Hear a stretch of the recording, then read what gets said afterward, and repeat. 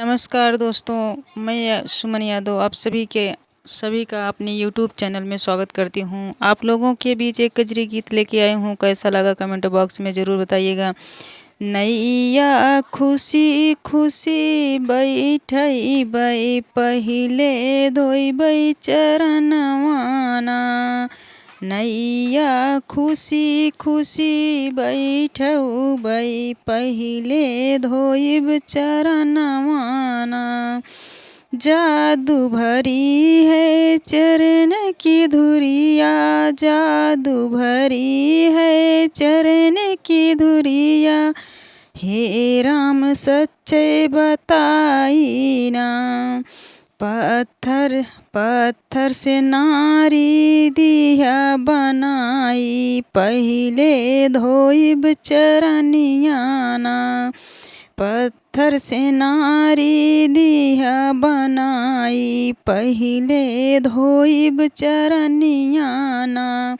नैया खुशी खुशी बैठाइब, पहिले धोइब चरनियाना।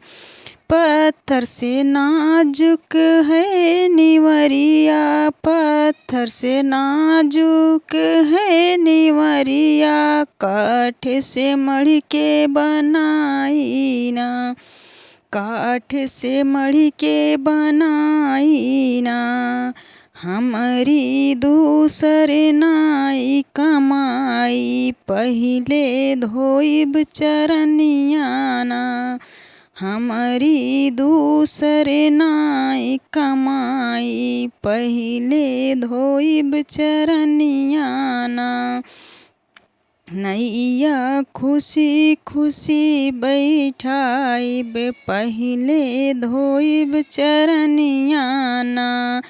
बिहस के राम बोल के वट से, बिहस के राम बोल के वट से।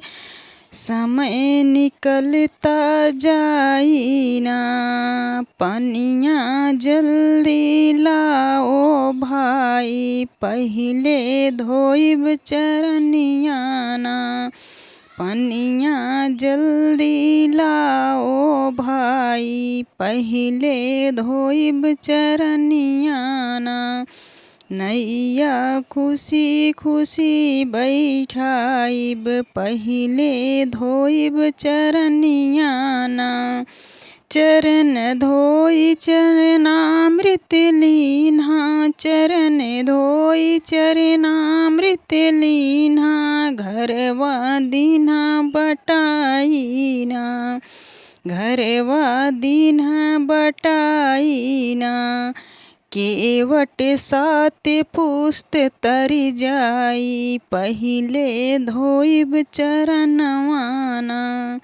केवट सात पुस्त तरि जाई, पहिले धोइब चरनवाना। नैया खुशी खुशी बैठाइब, पहिले